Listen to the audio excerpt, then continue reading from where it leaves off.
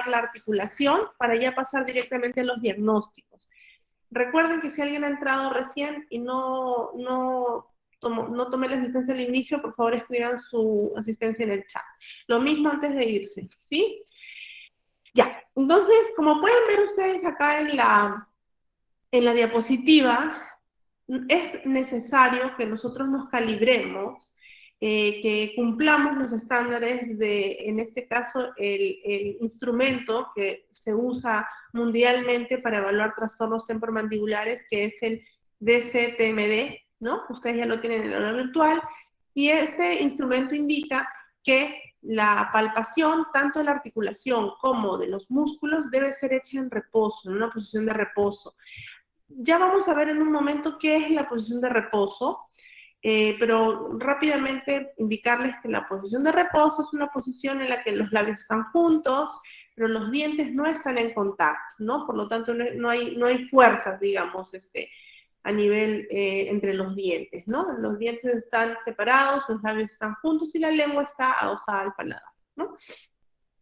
Entonces es necesario calibrarnos para no aplicar una fuerza excesiva y obtener falsos positivos, o en todo caso no aplicar una fuerza demasiado leve y obtener falsos negativos, ¿no? La articulación en su polo lateral se palpa, ¿no? Con 0,5 kilogramos, es decir, con la mitad de un kilo, ¿no? 500 gramos, y a nivel, digamos, del recorrido del cóndilo, lo vamos a hacer con una fuerza de 1 kilogramo, ¿ya? Vamos a irnos a la siguiente diapositiva y vamos a ver que también a nivel de la musculatura, ya lo vamos a ver al final de la clase, también necesitamos nosotros cumplir con ciertos criterios, ¿no? Para palpar la musculatura, ¿ya? Eso lo vamos a especificar un poquito al final. Vamos a entrar en esta clase de los trastornos propiamente articulares, ¿ya? Vamos a recordar que en esta clasificación taxonómica que está expuesta en este instrumento DCTMD, ¿no? Vamos a encontrar varios grupos, ¿no? El primer grupo, espérenme, creo que se me perdió la, ¿dónde tengo? Aquí está. Ya. El primer grupo es el grupo, digamos, de dolor, ¿no? Dentro de los desórdenes de la articulación temporomandibular, que es lo que vamos a ver hoy, ¿no? Tenemos varios subgrupos, ¿no? Tenemos, el primer subgrupo es el subgrupo de dolor. Vamos a hablar un poco de eso ahora.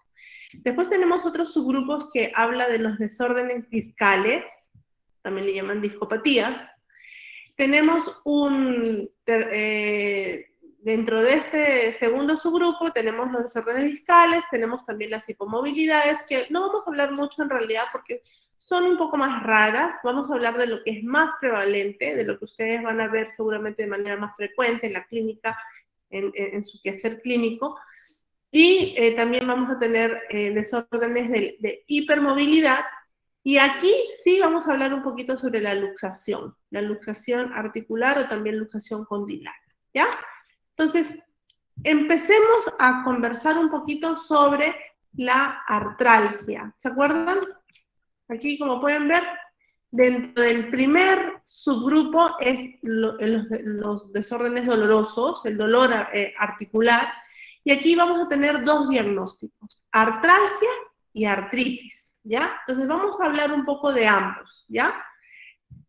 En ambos diagnósticos, el dolor va a ser el motivo de consulta. Entonces, no vamos a encontrar una artralgia o una artritis que no curse con dolor. Por un lado está el dolor que sí va a estar presente. Acá tenemos un cuadrito donde mostramos los tres, ¿se acuerdan? Signos y síntomas cardinales de los trastornos temporomandibulares. Por lo tanto, el dolor va a ser principalmente el motivo de consulta a nuestros pacientes, ¿no? En teoría, ni la artralgia ni la artritis en realidad producen algún tipo de perturbación del movimiento, algún tipo de alteración de la dinámica mandibular. No. ¿Pero por qué pongo sí? porque a veces esta limitación que podamos encontrar o esta afectación del movimiento pueda deberse a algunas posiciones antiálgicas o posiciones antidolorosas que el paciente inconscientemente adopta o que el sistema, ¿no?, genera para proteger y no producir dolor. Entonces muchas veces van a estar limitados ciertos movimientos, pero por ejemplo para evitar que el paciente sienta dolor, ¿no? Un ejemplo de esto son algunos pacientes que tienen algún tipo de limitación de apertura, pero porque cuando abren un poco más, que sí lo pueden hacer, simplemente tienen dolor, ¿no? Entonces, por eso pongo sí, ¿no? Porque en teoría no hay una afectación del movimiento, pero clínicamente sí podemos ver algún tipo de restricción de la apertura, una apertura limitada, por ejemplo, pero para no causar dolor, ¿no? También de repente con los movimientos de lateralidad, lo mismo, ¿no? O incluso, por ejemplo, si es el tejido retrodiscal el que está pues afectado, vamos a tener que el paciente evita morder cosas duras o evita hacer máximos apretamientos porque eso va a generar también dolor, ¿no? Entonces, más que todo aquí, a nivel de la alteración de la dinámica, estamos hablando de que estos pacientes inconscientemente evitan hacer ciertos movimientos que produzcan dolor, porque este es un problema doloroso, ¿no? O sea, como bien dice en la taxonomía, estamos dentro del grupo de dolor en la articulación. Y ruido, no hay ruido articular. En la artralgia o artritis no vamos a encontrar ruido articular.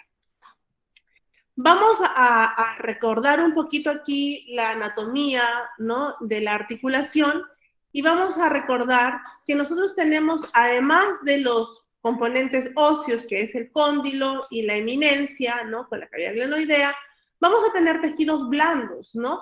¿Qué tejidos blandos? Vamos a tener por ejemplo, en la cápsula articular, vamos a tener también los ligamentos posteriores que insertan el disco, el tejido retrodiscal que está en la zona posterior, entonces, y la membrana sinovial, ¿no? Entonces, en realidad es bastante complicado diferenciar qué específica está inflamada, ¿no? Por ejemplo, cuando hablamos de una artritis, por ejemplo, estamos hablando de una inflamación de la articulación. Es un poco complicado diferenciar exactamente cuál es la zona inflamada, ¿no? No podríamos, por ejemplo, diferenciar la inflamación de la cápsula de la inflamación de una membrana sinovial, que generalmente están, digamos, la más importante y la que da más sintomatología es la que está ubicada hacia adelante del cóndilo. Sin embargo, sí podemos clínicamente diferenciar cuando es el tejido retrodiscal. Perdóname un minutito.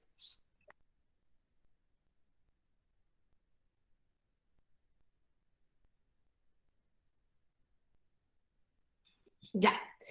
Pero sí podemos diferenciar, ¿no? Ay, se me pierde la pantalla. Espérenme un minuto. ¿Dónde está? Ya. Pero sí podemos diferenciar nosotros cuando clínicamente se presenta pues la inflamación en la parte posterior, ¿no? Ahí hay una clínica distinta. ¿Qué sucede? Que en aquellos pacientes que, por ejemplo, tienen una inflamación que está localizada principalmente en el tejido retrodiscal, ¿no?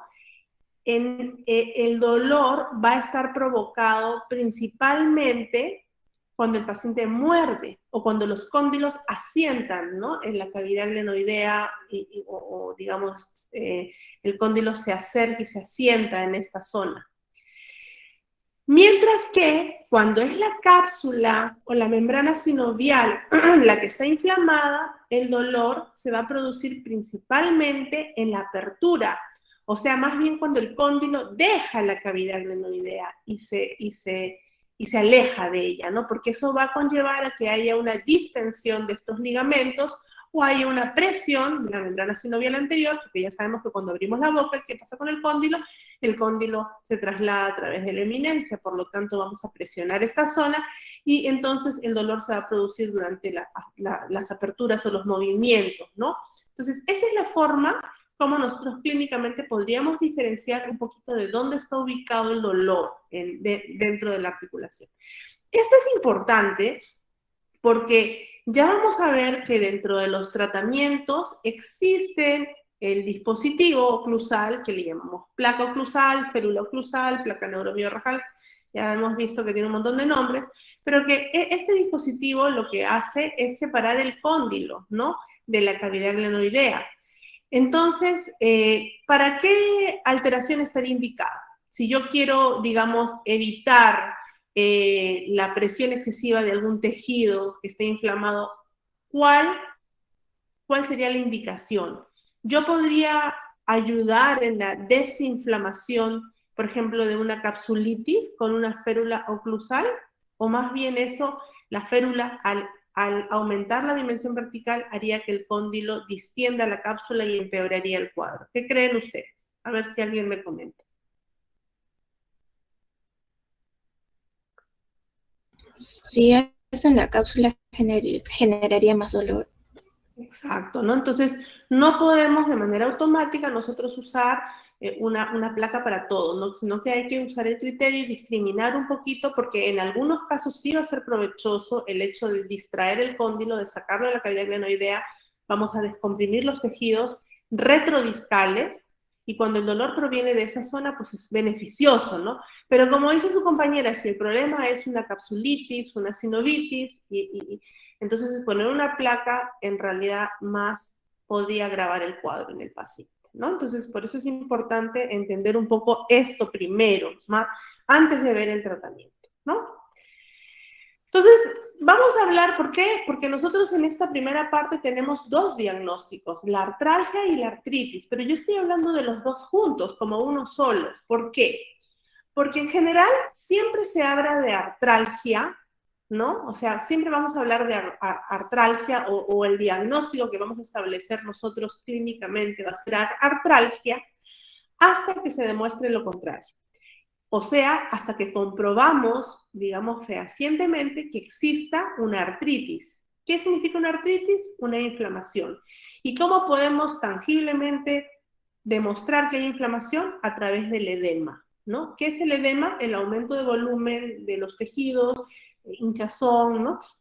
Entonces, el edema nos va a demostrar que ya estamos frente a un diagnóstico de artritis, ¿no?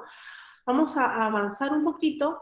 Ay, perdón, aquí, bueno, vamos, aquí algo pasó, pero bueno. Vamos a hablar de la secuencia un poquito. Yo creo que lo voy a arreglar un ratito, espérenme un segundito. Lo voy a arreglar para que aparezca correctamente.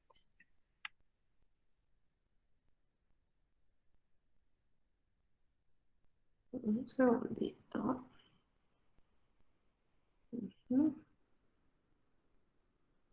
Esto debería aparecer primero.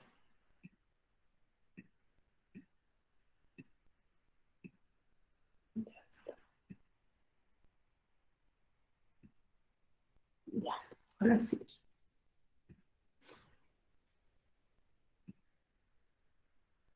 No soy muy buena yo con las diapositivas, la verdad, pero hago lo que puedo. Vamos a ponerlo otra vez. Ya. Entonces aquí ustedes, vamos a ver nosotros cuál es la secuencia un poquito para evaluar, ¿no? Lo primero que hemos dicho que vamos a sospechar de una artralgia, ¿no? Porque cuando hay dolor en la articulación, entonces sabemos de qué es una artralgia. ¿Qué es la artralgia? Una articulación dolorosa, ¿no? Vamos a evaluar al paciente, vamos a hacer la evaluación clínica primero, y si nosotros encontramos, por ejemplo, una maloclusión aguda, entonces esto ya es signo, por ejemplo, de que ya no estamos solamente frente a una artralgia, sino frente a una artritis. ¿Qué es una maloclusión aguda? Una maloclusión aguda es un cambio en la oclusión, una oclusión, digamos, variada de un momento a otro, ¿no? Porque hablamos de maloclusión, una oclusión alterada, una oclusión fuera de la norma, pero que se ha ido desarrollando en el tiempo, ¿no? Pero una maloclusión aguda es que de la noche a la mañana el paciente de pronto muerde distinto, ¿no?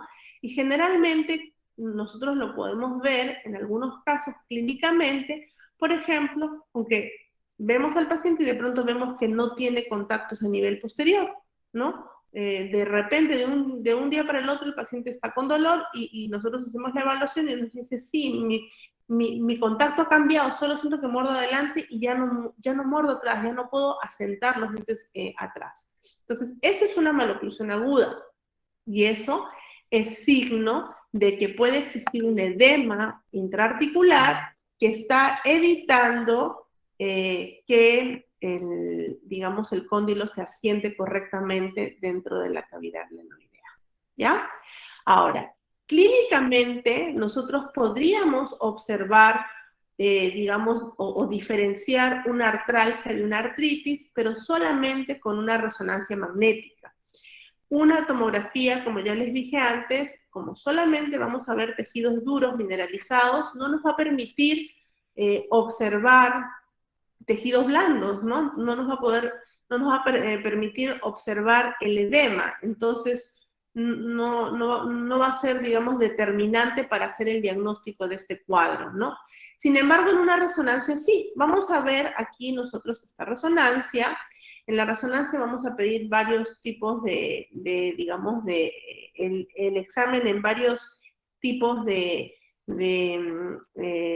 utilización, digamos, de las magnitudes.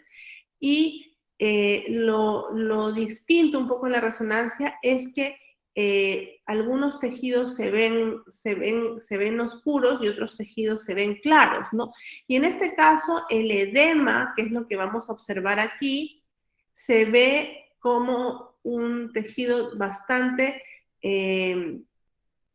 hiperdenso, le llamamos, ¿no? Un tejido que se observa muy blanquecino, ¿no? Aquí, por ejemplo, estamos viendo edema, ¿no? Aquí más adelante, si observamos bien, nosotros vamos a ver que acá tenemos el cóndilo en esta flecha grande, por aquí vamos a observar un disco que a lo mejor está desplazado hacia adelante, pero acá estamos observando el edema. ¿Y dónde está el edema? Hacia la zona anterior, ¿no? Entonces, a veces hay edema y no necesariamente vamos a observar una maloclusión aguda, porque, por ejemplo, en este caso, el edema está ubicado en la zona anterior, por lo tanto, los cóndilos van a poder asentar correctamente y no se va a presentar, ¿no?, una maloclusión aguda. Pero siempre que nosotros podamos, digamos, comprobar que hay un edema, entonces ya no estamos simplemente frente a una artralgia, sino que ya estamos frente a un diagnóstico de artritis, ¿ya? Y la artritis es una inflamación de la articulación, ¿no? De los componentes de la articulación, ¿ya? Entonces aquí igual más o menos para ubicar el cuadrito. Ahora, ¿cuál es la diferencia? ¿Cuál es la diferencia de la artritis simple como tal de una osteoartritis? ¿Ya? Una osteoartritis es un proceso inflamatorio, ¿no?, pero que ya se ven afectadas las estructuras óseas, mientras que en la artritis simplemente es un edema, es una articulación que está con una inflamación, pero que no se han visto afectados todavía los tejidos duros, ¿no?, los tejidos óseos. En el caso de ya estar frente a una osteoartritis, nosotros vamos a poder comprobar, y eso se puede comprobar con una tomografía, porque ya hemos visto que la tomografía sí nos permite ver y evaluar tridimensionalmente los componentes duros, ¿no?, el cóndilo, la cavidad glenoidea con su eminencia.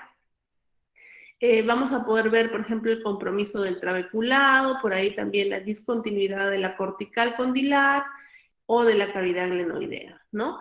Y bueno, uno de los signos clínicos de una osteoartritis es el crépito, ¿no? El crépito, que ya vimos también de qué se trataba la clase pasada, es clásico de el roce, ¿no? El roce de tejidos, digamos, duros o ya un proceso osteoartrítico, un proceso degenerativo, ¿ya? El manejo de una osteoartritis es bastante complejo, es un manejo que requiere bastantes disciplinas, digamos, no solamente requiere el tratamiento de un especialista, ¿no?, sino que ya hay que hacer a veces tratamientos interventivos, como algún tipo de lavado, porque esta inflamación ha estado por tanto tiempo y estos moduladores de la inflamación están ahí ya instalados y no se van simplemente con un tratamiento sistémico, sino que a veces hay que incidir directamente en la articulación, ¿ya?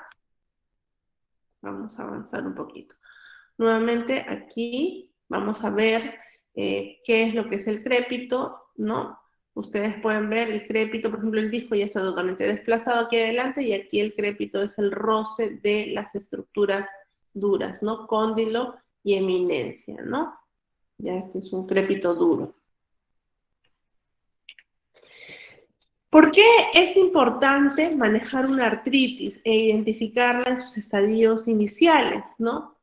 Porque una artritis no manejada oportunamente es un factor de riesgo para que se genere una osteoartritis en el futuro, una patología degenerativa. Como ustedes pueden ver aquí, tenemos, por ejemplo, algún proceso inflamatorio en la parte posterior, por ejemplo, un disco a lo mejor que está algo desplazado, este proceso inflamatorio va avanzando en la articulación, va ocupando mayor espacio, el disco se va replegando y cada vez, ¿no?, se van viendo afectadas las estructuras también óseas, hasta que, como vemos aquí, ya pues hay, ¿no?, como ven, la afección a nivel de la cortical, tanto, ¿no?, de la eminencia, y aquí, en el caso del cóndilo, incluso vamos a observar algunos signos característicos, como la aparición de este osteofito, ¿no?, que es como un pico del oro hacia adelante, producto del aplanamiento del cóndilo, ¿no? Entonces, una artritis que no ha sido manejada oportunamente es un factor de riesgo para que este cuadro vaya avanzando y se genere una patología degenerativa en la articulación, ¿ya? Por eso es de suma importancia que nosotros podamos diagnosticar, bueno, las artralgias y, de ser posible, diferenciarlas de las artritis, ¿no? En todo caso, una artralgia no es algo normal, no es normal que una articulación esté dolorosa, así que ese ya es un diagnóstico, y si además podemos corroborar que hay edema, como les mencioné, ya estaríamos frente a lo que es una artritis.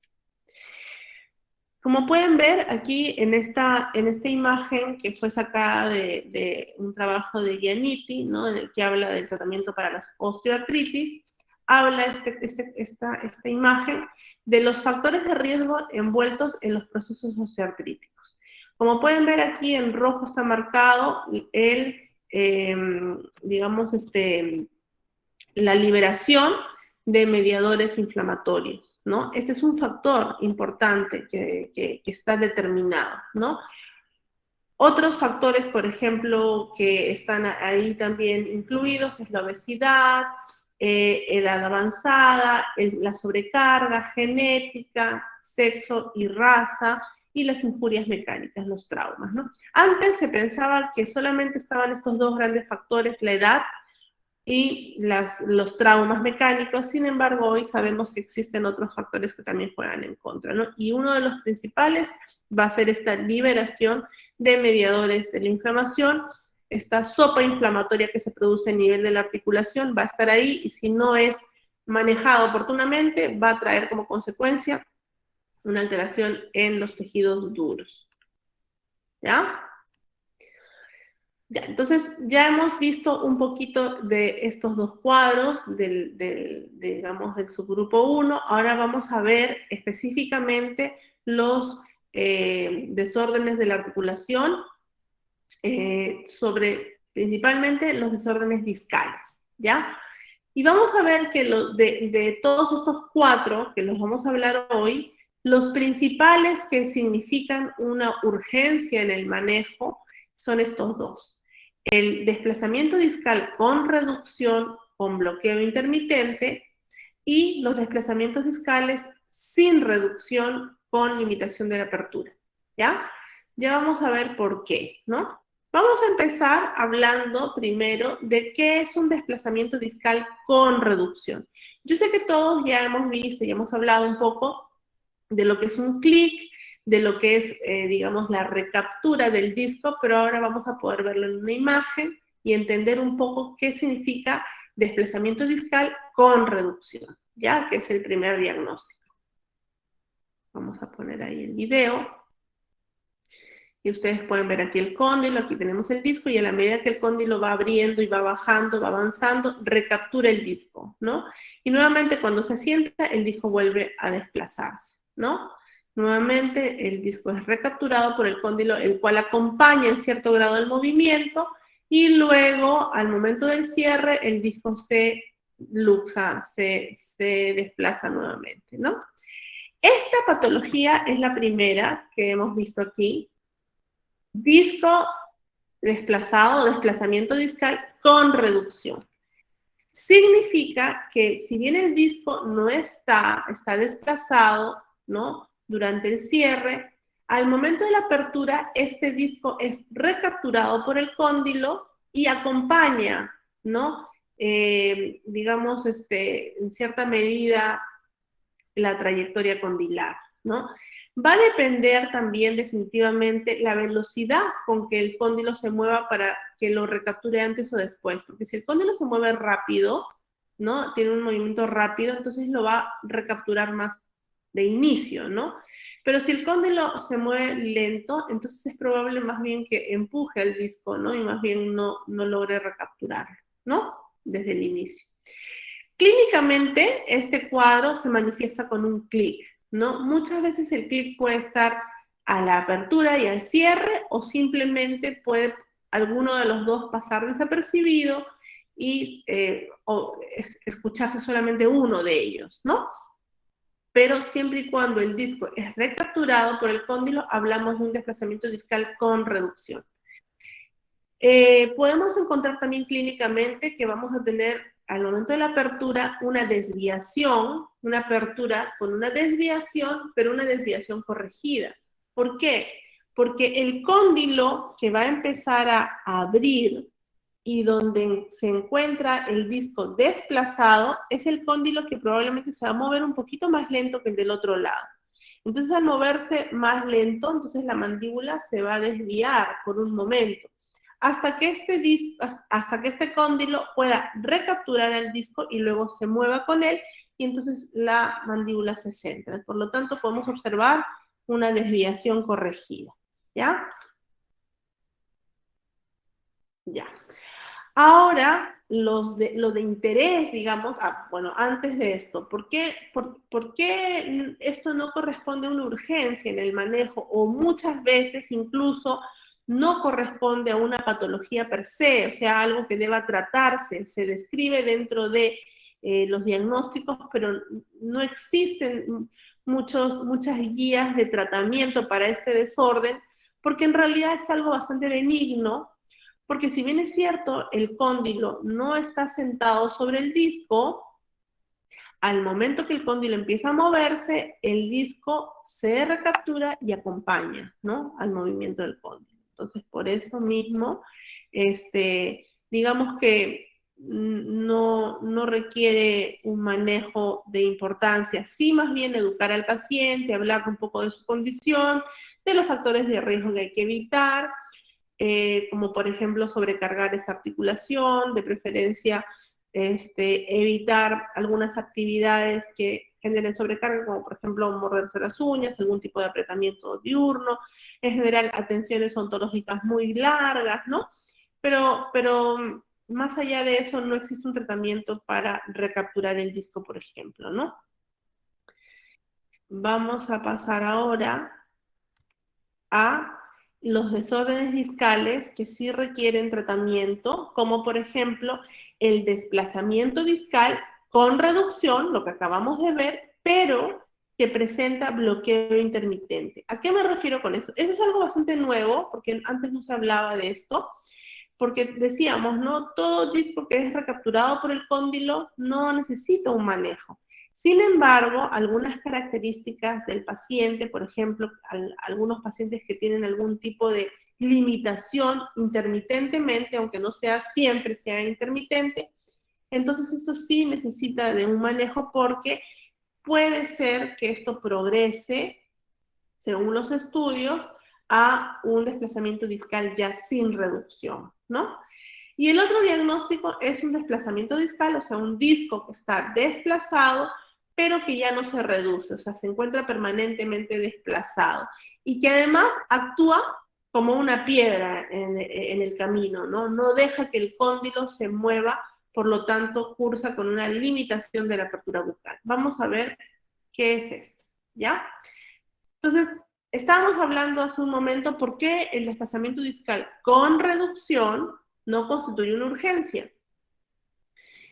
Porque para esto digamos, tiene una prevalencia de importancia, ¿no? De 8 a 9% en algunos estudios, e incluso vamos a encontrar estudios poblacionales, es decir, los estudios poblacionales son de gran importancia porque son estudios a la población, o sea, uno va en búsqueda de la gente, no al revés.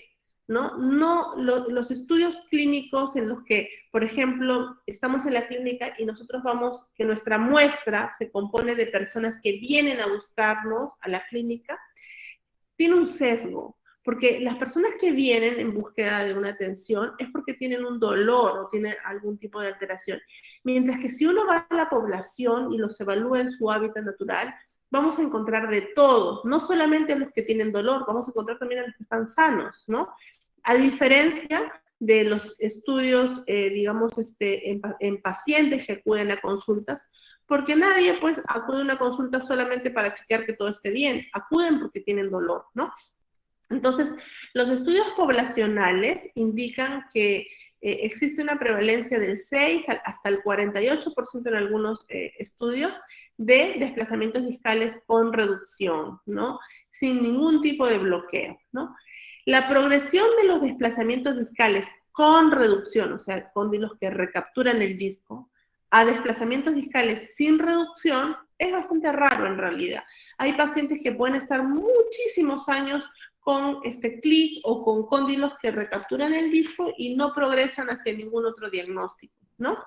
Además que algún clic por sí no requiere ningún tipo de tratamiento porque muchas veces simplemente puede representar una acomodación fisiológica del disco y no tienen algún tipo de significado clínico en realidad, ¿ya? Pero ahora vamos a ver cuándo sí este desplazamiento discal con reducción requiere un manejo. Y esto es cuando vamos a observar bloqueos intermitentes. ¿Qué es un bloqueo intermitente? Vamos a mostrar este video. Vamos a mostrarlo de inicio. Okay. Ahí está.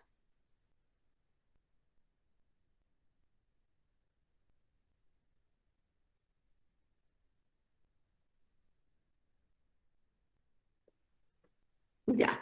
Como pueden ver, este paciente está intentando abrir la boca y cada vez que abre tiene como un tope, tiene como una limitación y tiene que hacer cierto movimiento de acomodo para poder abrir con normalidad, ¿no? Inclusive también podemos encontrar aquellos pacientes que nos dicen, ¿no? Siempre me suena la articulación, pero a veces me pasa que no puedo abrir, digamos, por momentos, hasta que hago algunos movimientos y suena algo fuerte y luego puedo abrir normal. Entonces, esto me pasa algunas veces a la semana, no es que pase todos los días, ¿no? Entonces, este bloqueo intermitente que se genera en algunos momentos, sí es un signo o un signo de alarma, ¿no? Estos signos tienen que presentar algún tipo de signo de alarma, porque esto nos quiere decir que aquí sí puede haber una posibilidad de que esto sí progrese hacia un diagnóstico más complejo, ¿no? Entonces, el desplazamiento del disco con reducción no es un problema, en realidad, no es un problema, solo si se presentan algún tipo de bloqueo. Y por bloqueo hablamos de dificultad de movimiento, dificultad para abrir la boca, dificultad para inclusive cerrarla, algún tipo de movimiento, digamos, no normal, ¿no? Que el paciente sienta algún tipo de tope o traba, ¿ya? Ahí. Entonces, en este caso vamos a encontrar nosotros que muchas veces no hay dolor, ¿no? Ya, o sea, este cuadro por sí mismo no cursa con dolor, salvo que haya además algún otro diagnóstico, ¿no? Pero de por sí no hay dolor, es simplemente que hay una alteración en la dinámica, ¿no? Hay un problema de movimiento, ¿no? Una traba de movimiento. Y vamos a encontrar ruido, ¿no? En algunos casos vamos a encontrar algunos clics y esta traba, ¿no? que impide que el paciente mueva de manera, digamos, fluida. En estos casos podemos encontrar una desviación corregida. ¿Por qué? Porque el paciente está empezando a abrir la boca, de pronto desvía, tiene esta traba y hace ciertos movimientos hasta que puede abrir correctamente, ¿no? Pero también podemos encontrar justamente en los momentos donde pueda estar bloqueado el paciente o pueda estar con este bloqueo, ¿no? Que no va a ser siempre, va a ser intermitente. Entonces, vamos a encontrar que va a haber una apertura con desviación no corregida, ¿no? Aquí la mandíbula se va a comportar más como si estuviera en una lateralidad. Recordemos lo que hablamos de la clase pasada, ¿no es cierto? Cuando nosotros abrimos la boca, los dos cóndilos avanzan al mismo tiempo hacia adelante, ¿no? A través, digamos, de la eminencia y se quedan afrontados con la eminencia. ¿Qué pasa si uno de los cóndilos no logra avanzar, está trabado? El otro va a avanzar y la mandíbula lo que va a hacer es lateralizarse hacia el lado afectado, ¿no? Entonces, recuerden qué pasaba en una lateralidad. En una lateralidad teníamos un cóndilo que se movía poco, que rotaba, que era el cóndilo flojo, y el otro cóndilo del lado, ¿no? Del lado contralateral, que era el que se movía hacia medial, hacia anterior, ¿no? Y hacia arriba. Entonces, nosotros cuando tenemos algún tipo de bloqueo unilateral, vamos a encontrar justamente que al abrir la boca el paciente más pareciera que estuviera en una lateralidad, ¿no? Está desplazando hacia un lado de la mandíbula, porque uno de los cóndilos no se está moviendo. Entonces, ojo, la desviación se va a producir hacia el lado afectado, hacia el cóndilo que no se mueve, que está bloqueado, ¿no? Y este bloqueo es usualmente dado, ¿no? Por el disco, ¿no? El disco que actúa como una piedra. Entonces, la consideración es que el desplazamiento discal con reducción, con bloqueo intermitente, va a favorecer la progresión a un desplazamiento discal sin reducción y que puede ser incluso sin compromiso de la apertura bucal a un promedio de 2 años. Es decir, muchos pacientes va a pasar que de pronto tienen algún clic y son esos pacientes que además del clic simplemente tienen algún tipo de dificultad, algún tipo de bloqueo para abrir la boca y que después de unos 2 años el paciente dice, ah, sí, de pronto se desapareció y ahora puedo abrir, ¿no?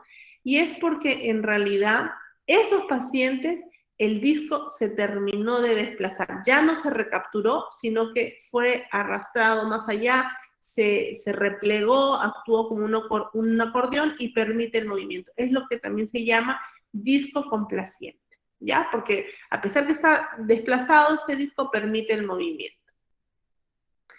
Ahora vamos a hablar de un desplazamiento discal sin reducción, ¿ya? Y específicamente el que tiene una limitación de la apertura bucal, ¿ya? Vamos a encontrar también, como acabo de decir, desplazamientos discales, o sea, discos desplazados que no se reducen, pero que permiten hacer un movimiento normal. Entonces, hay muchos de nosotros que podemos abrir normal, que no tenemos a lo mejor ningún ruido, pero que tenemos nuestros discos desplazados, tenemos discos complacientes que permiten que abramos normal y cerramos normal, ¿no? Pero este diagnóstico que voy a mencionar ahora es el desplazamiento discal sin reducción y específicamente con limitación de la apertura bucal. Vamos a ver el videito. Acá vamos a ver nosotros el cóndilo, acá tenemos la cavidad glenoidea y tenemos la eminencia, y miren cómo el cóndilo está, ¿no? Desde la cavidad glenoidea se empieza a mover, tenemos el disco acá adelante, y el cóndilo empieza a desplazarse y de pronto no puede continuar su trayectoria porque tiene este obstáculo, ¿no? El disco está actuando como un verdadero obstáculo. Es un disco articular no reducido, ¿no? Que impide el movimiento más allá, pues, del cóndilo, ¿ya? Entonces acá podemos ver en este corte, ¿no? Un cóndilo, ¿no? Que tiene un disco que está hacia anterior. No necesariamente el disco está hacia anterior, muchas veces puede estar hacia medial, hacia lateral, en realidad tendríamos que tener una resonancia para poder observar exactamente hacia dónde está desplazado, pero lo clásico es el desplazamiento hacia adelante. ¿Qué vamos a encontrar aquí? Vamos a encontrar dolor, ¿ya? Vamos a ver que sí hay dolor, inicialmente sí hay dolor, porque cuando el disco acaba de desplazarse por completo, es porque estos ligamentos que lo unían se han roto, se han distendido de manera abrupta, y esto cursa con un cuadro inflamatorio, entonces va a haber dolor.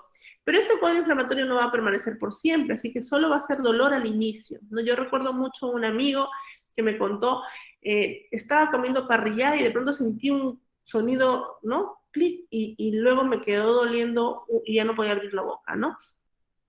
Entonces él tuvo un desplazamiento discal sin reducción, de pronto se desplazó abruptamente el disco y cursó con dolor al inicio, ¿no? Este dolor se pasó, se fue pasando. A veces incluso sin tratamiento se pasa solo, ¿no? Vamos a encontrar una alteración en la dinámica, ¿sí? Vamos a encontrar que hay, al principio, como les mencioné, limitación en la apertura bucal, y vamos a encontrar aperturas bucales que además no son simétricas, ¿no? Que son aperturas desviadas hacia el lado, con una desviación no corregida hacia el lado afectado. Y ruido, no vamos a encontrar ruido ya porque el disco está desplazado por completo, pero tenemos que pesquisar, averiguar en la historia, porque si el paciente nos dice, sí, yo antes tenía un clic y de pronto ahorita ya no lo tengo, ¿no? Entonces ahí también es algo importante. Es importante la anamnesis. Recuerden, el gran porcentaje de la información la obtenemos de conversación con el paciente. Vamos a observar en este cuadro que va a haber una alteración de la dinámica mandibular cuando es un cuadro inicial que acaba de pasar. Vamos a encontrar verdaderos bloqueos cerrados. ¿Qué quiere decir un bloqueo cerrado? Un paciente que no puede abrir la boca más allá de 2 dedos, ¿no? 2 dedos y ya está, no puede abrir más que eso, ¿no? Y que además incluso podría abrir con una desviación no corregida hacia el lado afectado, ¿no? Aquí vamos a ver, ¿no? Cómo el paciente abre la boca, además de poco, está abriendo desviado. Mire cómo aquí está la línea media desviada, casi 5 milímetros para el lado derecho, ¿no? Y también vamos a encontrar qué cosa, que los movimientos lateralidades están afectados, ¿no? Digamos que esta paciente relata un dolor en la articulación derecha, ¿no? En la articulación derecha. Y entonces, ¿qué vamos a encontrar nosotros? ¿Estamos bien en la articulación derecha, no? No, izquierda, perdón, yo tengo un problema con mi derecha y mi izquierda. Esta paciente relata un dolor en la articulación izquierda y entonces, cuando nosotros le pedimos hacer los movimientos de lateralidad, entonces podemos encontrar, ¿no? Que el movimiento de lateralidad izquierda se da de manera normal, sin embargo, el movimiento de lateralidad derecha no se puede dar. El paciente no mueve casi nada la boca, no lateraliza la mandíbula. ¿Y por qué será esto? Porque recordemos que en una lateralidad derecha, el cóndilo que se mueve es el contralateral, en la izquierda. Si hay un problema de este tipo, acá algún tipo de desplazamiento discal que son súper frecuentes y hay algún tipo de bloqueo, entonces vamos a correlacionarlo así, ¿no? Entendiendo un poco que la lateralidad afectada sería la del lado contrario, pues, ¿no? O sea, porque el cóndilo que hace el movimiento es el cóndilo contralateral, ¿no? Lo que hablamos la clase pasada. Algo también importante de verificar es el test de tope final, que hablamos la clase pasada. ¿Cuándo hacíamos el test de tope final o el end fill? Lo hacíamos cuando teníamos una apertura bucal con dolor y limitación, o sea, asistida, le decíamos al paciente que abra la boca, ¿no? El paciente iba a abrir nada más hasta que le duele, pues cuando ya le duele ya no abre más. Ahí vamos a encontrar probablemente una limitación en la apertura. Ahora le teníamos que decir, por favor, abra la boca lo máximo que pueda, aunque le duele.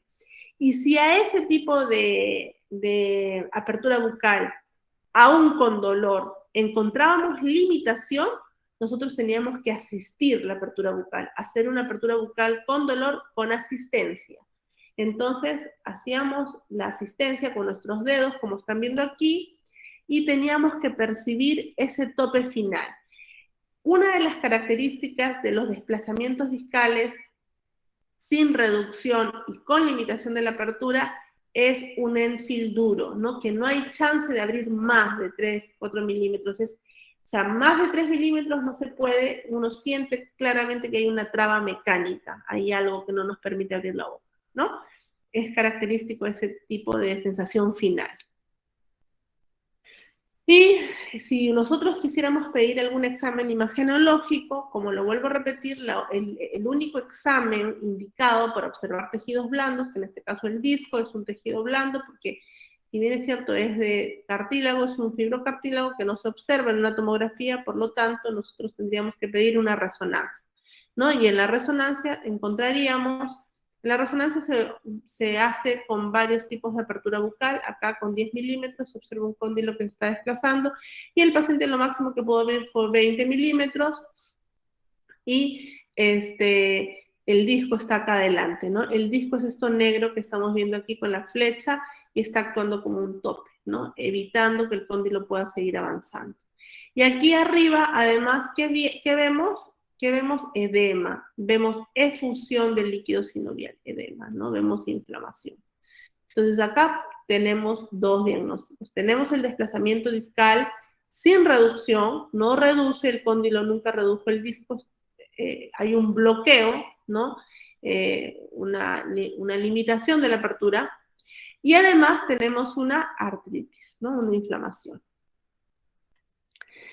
Hay algo importante aquí, de varios artículos se ha tomado esta consideración también, que es que el curso natural de un desplazamiento discal sin reducción, ¿ya? No tratado, es que de pronto hay dolor al inicio, como les dije, pero a los 6, 12 y 18 meses el curso natural es que los signos y síntomas solitos ceden, el paciente mejora, ¿no? O sea, más que mejora es que no se presentan síntomas, ya no le duele, ¿no? Y quizás ya puede abrir la boca, ¿no?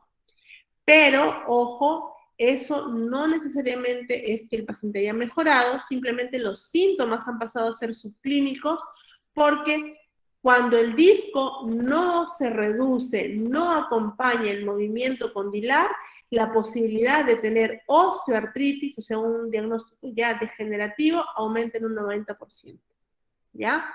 Entonces aquí hay que saber, hay que entender que aquellos pacientes que tienen discos desplazados, ¿no? Discos que están, digamos, desplazados y que no se reducen, estos pacientes tienen un 90% de posibilidades de luego, en unos años más, pasar a un diagnóstico degenerativo, ¿no? Entonces, ¿qué se puede hacer por ellos? Pues hay que controlar la inflamación, porque ya hemos dicho que uno de los factores etiológicos de la osteoartritis es justamente esta gran cantidad de mediadores de la inflamación, y si uno controla de manera precoz esto, entonces evita pues la instalación de esta osteoartritis, ¿no?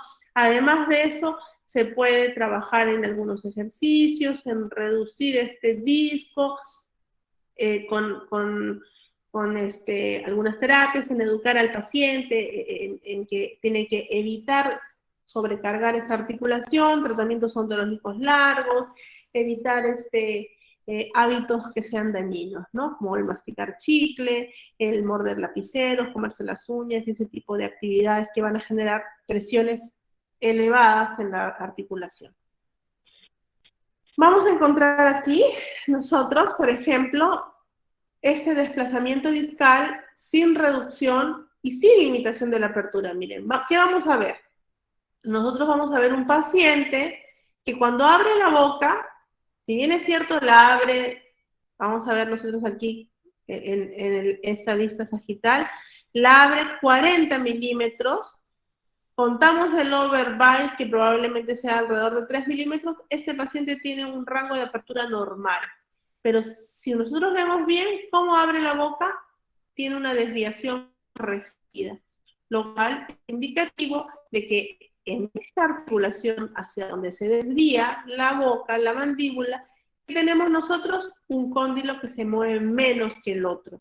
Y la causa de que ese cóndilo se mueva menos es un disco desplazado, que aunque es hasta cierto punto complaciente porque permite que el paciente abra en gran medida, que puede comer, puede alimentarse, puede bostezar, de todas maneras es un cóndilo con hipomovilidad que se mueve menos y que presenta este problema. Y si nosotros lo queremos corroborar, porque esto es clínicamente, estamos haciendo un diagnóstico presuntivo clínico, corroboramos el diagnóstico con imágenes, y en las imágenes pues efectivamente vamos a observar, acá está el cóndilo, vamos a observar un disco que está por delante, a 40 milímetros de apertura bucal, el disco está todavía por delante, no está encima, ¿no?, del cóndilo, ¿no? Está más bien desplazado. Entonces, esa es la corroboración de nuestro diagnóstico clínico, ¿ya?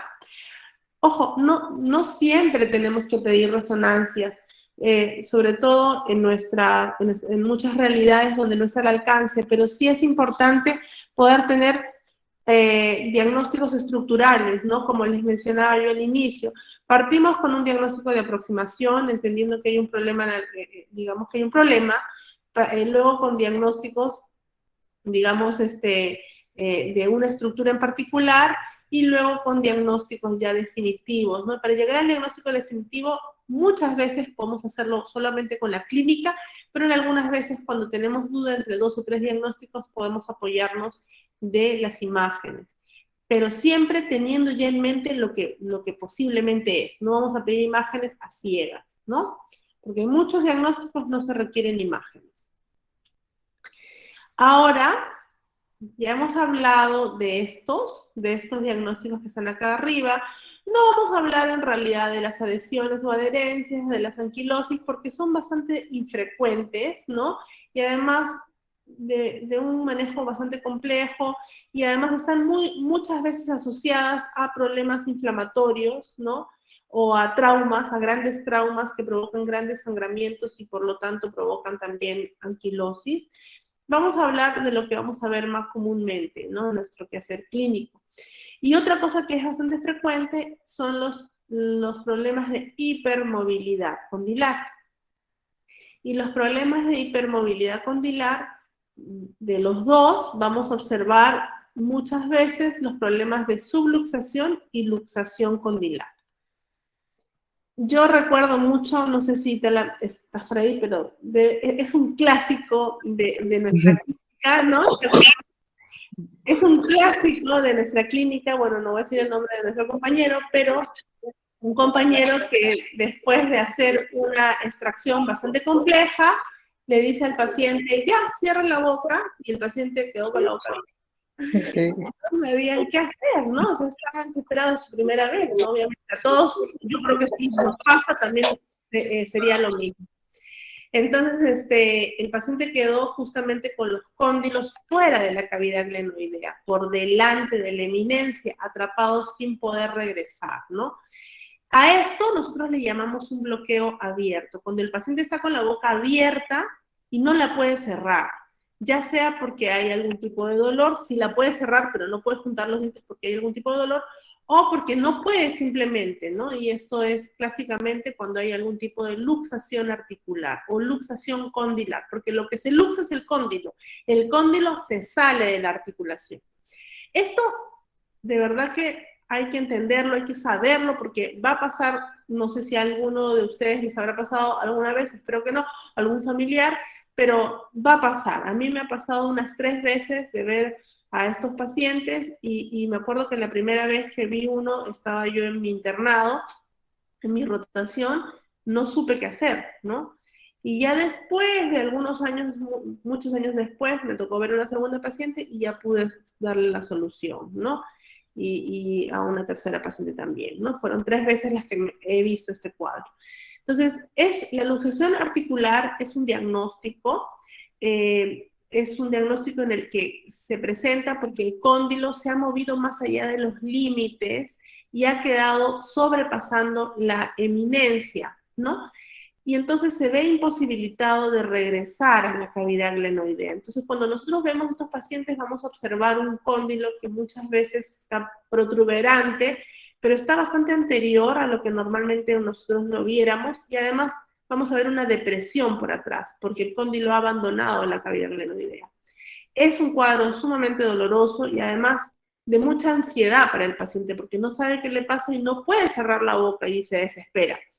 Y peor cuando pasan varios profesionales, a lo mejor que no necesariamente es un odontólogo, primero a lo mejor va a un médico, a emergencia, y no le dan soluciones, así que van pasando las horas y entonces los músculos se van, digamos, contrayendo y el cuadro se va haciendo más doloroso y más angustiante, ¿no? Como pueden ver aquí, esta es una imagen que ya no se usa mucho hoy en día, pero es una imagen radiográfica transcraneal para observar, la muestro para observar justamente cómo es que este cóndilo ha abandonado la cavidad glenoidea y ha avanzado por delante de la eminencia. Chicos, les pido solo un minutito, por favor. Un minutito chiquito, no me demoro nada.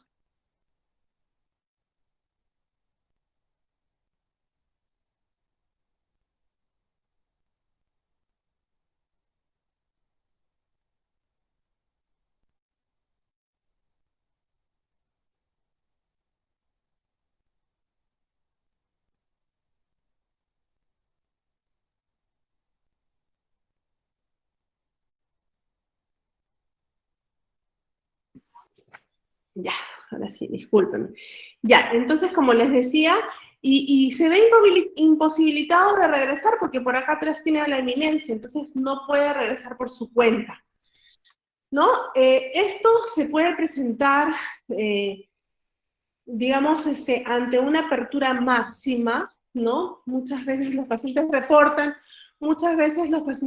reportan aperturas, por ejemplo, después de un bostezo grande, ¿no? Un gran bostezo, el paciente de pronto ya no puede cerrar la boca.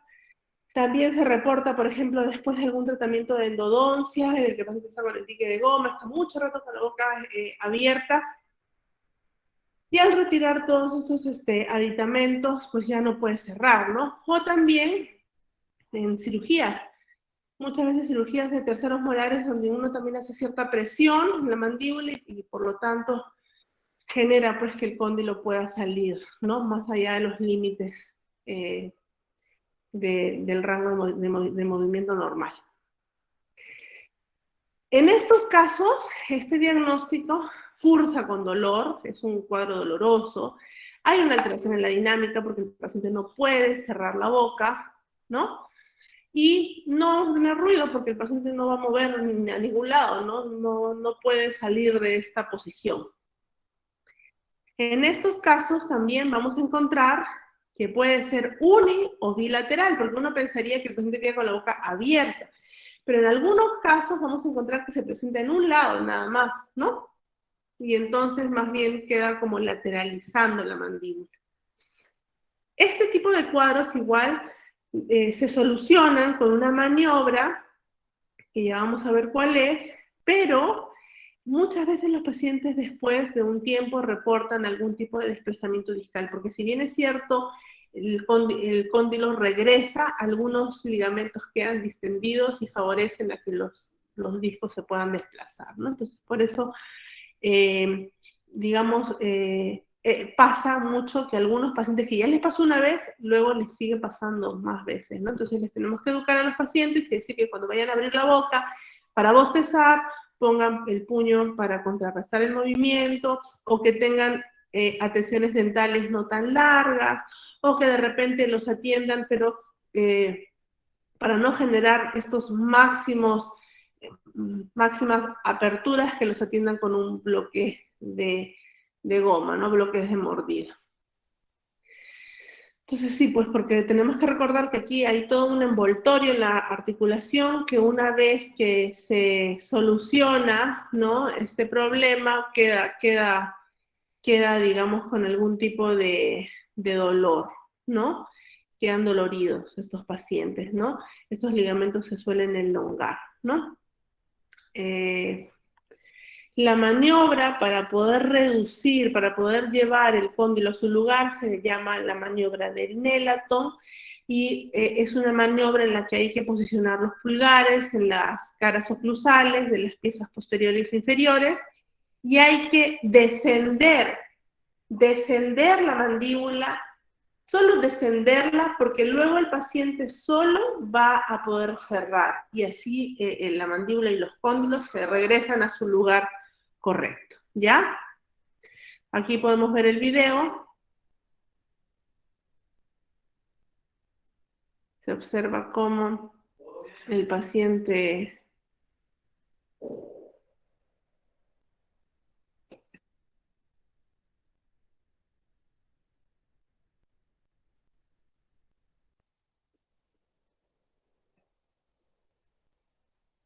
ya está, ¿no? Ya, entonces esos fueron un poquito los diferentes diagnósticos articulares más frecuentes que vamos a encontrarnos nosotros, para tener un poco claro cómo se presentan los signos cardinales que se presentan en cada uno de ellos, cómo van variando, y porque en la última clase justo la doctora Itala me señaló que tenemos una clase más, y en esa clase vamos a ahondar un poco en los tratamientos específicos en cada uno de estos diagnósticos. Ahora vamos a hablar de los diagnósticos musculares, ¿ya? Los diagnósticos musculares son, digamos, parte de otro grupo, ¿no? Dentro de la misma clasificación están en un subgrupo distinto, y para recapitular un poquito, digamos, la parte de fisiología, ¿no? Para recordar un poco el tema de la musculatura, el tema de anatomía y morfología, entendamos un poco que los músculos masticatorios están compuestos, propiamente los músculos masticatorios como tales, son 4 pares de músculos. Están, digamos, dados por los 2 músculos maceteros, por los 2 músculos temporales, por los músculos pterigoideos laterales y los pterigoideos mediales o los pterigoideos internos, ¿no? Estos 4 pares de músculos son los músculos, digamos, principales en la masticación, pero para el DCTMD, los músculos principales a palpar van a ser los temporales y los maceteros, porque son los que van a dar mayor sintomatología dolorosa, ¿no? Además, podemos complementar el examen, como ustedes seguramente van a leer en la en el instrumento, ¿no? Con la palpación de la región posterior de la mandíbula y con la región submandibular, ¿ya? Antes, les comento esto porque antes, el instrumento previo, que era el RDC, era el Criterios Diagnósticos para Investigación, el RDC-TMD, consideraba la palpación del pterigoideo lateral, de manera intraoral, y el pterigoideo medial, ¿no? Uno tenía que introducir el dedo y palpar por dentro, ¿no?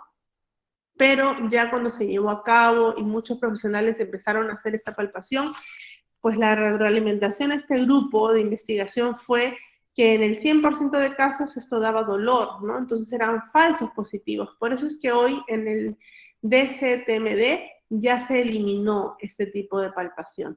Hoy se palpa nada más que el macetero y el temporal, ¿no? El macetero y el temporal, y de pronto sí se complementa con la evaluación de los pterigoideos internos y los pterigoideos externos, pero ya no palpándolos, sino que a través de lo que le llamamos manipulación funcional.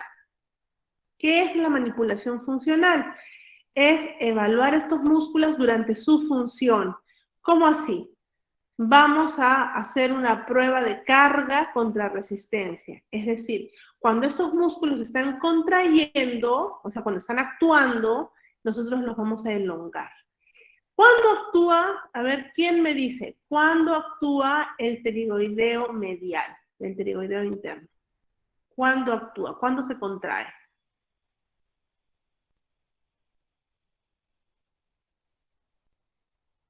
¿Qué dicen? Es un músculo que se contrae durante el cierre mandibular. es un músculo que colabora al músculo macetero y al temporal, ¿no? Así que este músculo se va a contraer durante el cierre y también se va a contraer, ¿no? Probablemente, ligeramente durante algún tipo de lateralidad. Pero principalmente lo vamos a evaluar, la manipulación funcional de este músculo se va a evaluar durante el cierre. Entonces, si yo estoy diciendo que cuando este músculo se contrae es cuando la mandíbula se cierra, ¿cómo lo voy a elongar? Voy a causar una separación de las caras oclusales con un instrumento como un bajalenguas, ¿no? Entonces, mientras que el paciente muerde, yo voy a introducir un bajalenguas y el paciente va a morder sobre el bajalenguas. Entonces, de esta forma, vamos a poder digamos, manipular funcionalmente este músculo. Lo mismo con, por ejemplo, el pterigoideo lateral. ¿En qué momento el pterigoideo lateral se contrae? Recordemos, acá estamos viendo en esta imagen, nosotros tenemos dos vientres del pterigoideo lateral, un vientre superior y un vientre inferior, ¿no? ¿Cuál es el que, digamos, se contrae? ¿Cuál es el que se contrae durante en la protrusiva? ¿Mm? El pterigoideo lateral, doctora. Sí, ajá. El externo. ¿Cómo, Giordano? Sí. ¿Qué me decías? Alguien decía algo. Ya. Sí, efectivamente, el pterigoideo lateral se va a contraer durante la protrusiva, ¿no? Específicamente, recordemos que el pterigoideo lateral, el vientre superior se inserta en el disco y el vientre inferior se inserta en el cuello del cóndilo, ¿no? Entonces, el vientre inferior es el que va a actuar principalmente frente a las protrusivas. Entonces, cuando nosotros le pedimos al paciente que haga protrusiva y frenamos el movimiento llevando un poco hacia atrás, estamos elongando este músculo mientras se contrae. Y en ese momento estamos haciendo esta carga contra resistencia, ¿no? Entonces, si el músculo está doloroso, significa que el músculo no está bien, ¿no? Vamos a recapitular un poco esto, digamos, que es explicado muy bien en un artículo de Peter Svensson, que habla justamente de las relaciones entre el dolor craneofacial y el bruxismo. Peter Svensson, por si acaso, es un gran estudioso del bruxismo. Él, digamos, ha aportado muchísimo y él explica un poco, bueno, en su paper explica un poco justamente de la contracción excéntrica repetitiva de los músculos, ¿no? Entonces, ¿qué sucede? Que nosotros, cuando nuestros músculos están siendo contraídos, ya porque estamos cerrando, por ejemplo, la boca, ¿no? Estamos cerrando la mandíbula y nuestra macetero, por ejemplo, o nuestro pterigoideo interno se está contrayendo, y nosotros lo elongamos de manera, pues, no intencional, pero estamos haciéndolo a lo mejor durante el bruxismo nocturno o a lo mejor el bruxismo de vigilia, el bruxismo de sueño o de vigilia. Entonces, lo que está pasando es que mientras este músculo se está contrayendo, está siendo elongado. Y esto repetitivamente puede traer como consecuencia un daño muscular y cambios inflamatorios, ¿ya? Por eso es que se dice que el bruxismo en realidad de por sí no es una patología, pero a veces este comportamiento puede traer consecuencias negativas en el sistema. Y en el sistema específicamente en la parte muscular, porque muy poco se reporta, digamos, de alteraciones articulares, por ejemplo, ¿no? Pero sí muchos síntomas y manifestaciones musculares, ¿no? Entonces, muchas veces esta inflamación que se produce en el músculo va a gatillar procesos de sensibilización periférica. ¿Qué quiere decir eso? Que si una zona del músculo está inflamada, va a traer como consecuencia que toda la zona empieza a sensibilizarse y los, digamos, nociceptores empiezan a estar mucho más atentos a cualquier información y a empezar a gatillar los impulsos nerviosos que recuerdan que les expliqué en la clase pasada, ¿no? Que van hasta el tálamo. Otra cosa también que es súper importante, bueno, a veces incluso en esta parte de la sensibilización periférica, ya la noxa, ya la inflamación per sí, ya se fue, ya no hay una noxa, ya no hay una inflamación, ya no hay un problema anatómico, pero aún queda esta sensibilización, ¿no? Porque también quedan los moduladores, ¿no? Ahí. Otra cosa también que es importante dentro de la parte muscular que hay que entender es que existe lo que se llama el modelo del dolor retrasado muscular, el DOMS, Delayed Onset Muscle Soreness. Eso significa que generalmente, digamos, cuando hay algún tipo de contracción repetitiva en el músculo, ¿no? Va a traer como consecuencia algún tipo de síntoma, pero que no va a estar inmediato, no va a estar en ese día, ni a lo mejor medio día después, sino va a estar de 24 a 48 horas después, se va a presentar, ¿no? Eso es, por ejemplo, muy frecuente cuando alguien va al gimnasio y a lo mejor sale del gimnasio esa mañana y está perfecto, no tiene nada, hace su vida normal, pero basta que pase un día o a los 2 días está trágico, ¿no? No puede ni caminar ni subir las gradas. Entonces, eso es lo que llamamos el modelo del dolor retrasado muscular. Y otra cosa importante es el training effect, el efecto del ejercicio, digamos, del entrenamiento, por decirlo de alguna forma. Es que ante algo muy repetitivo, algo muy, muy, muy frecuente, eventualmente se va perdiendo el dolor. O sea, ya el músculo se va ejercitando en esta posición, en esta contracción, de manera de que ya no genera, perdón, un ratito, ya no genera ningún tipo de síntomas, ¿no? Tal es así que, por ejemplo, las personas que van al gimnasio, ¿no? Yo, por ejemplo, imagínense, yo nunca voy al gimnasio y de repente voy hoy día y se me ocurre empezar a hacer pesas, voy a estar trágica mañana, pasado, pero a lo mejor si empiezo a ir todos los días y ya voy un mes y después voy 3 meses, eventualmente me va a dejar de doler y ya va a ser algo súper normal, ¿no? Porque el músculo se empieza a preparar y afronta eso, ¿no? Bueno, entonces, respecto a los diagnósticos musculares, ¿cómo se hacen los diagnósticos musculares? ¿Cómo se formulan en los trastornos temporomandibulares? Primero hay que basarnos, como lo dije antes, para los trastornos articulares, en la historia clínica y en el motivo de consulta, y en el examen clínico. Ojo que en el examen clínico no es fácil en realidad, el examen clínico para los trastornos musculares no es fácil porque primero el paciente tiene que entender lo que le estamos preguntando, tenemos que explicarle súper bien las preguntas. ¿Por qué preguntas? El dolor que usted está sintiendo es un dolor familiar, es decir, como familiar, no entiendo. No, es un dolor que usted ha sentido antes, es el dolor por el que usted viene a consultar. Cuando nosotros lo estamos evaluando y hacemos la palpación, entonces le tenemos que preguntar si es un dolor que el paciente ya ha sentido y si es el dolor que el paciente siente espontáneamente, por el cual ha venido a preguntar, ¿no? Entonces, tenemos que primero que nos entienda y además tiene que recordar luego si ese es el dolor, ¿no? Entonces, estamos sujetos un poco a la subjetividad del paciente. Porque en cuanto al examen clínico, ¿no? Para la evaluación muscular, no existe un examen imagenológico como es el caso de los trastornos articulares, que yo puedo pedir una tomografía o puedo pedir a lo mejor una resonancia para corroborar mi diagnóstico. Aquí no, usualmente todo es clínico, entonces hay que, digamos, que empezar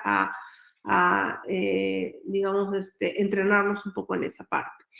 Así que es de suma importancia la anamnesis, hay que darle mucha importancia al relato del dolor, ¿no? El paciente nos tiene que explicar súper bien el dolor que siente, la intensidad, en qué momento aparece, ¿no?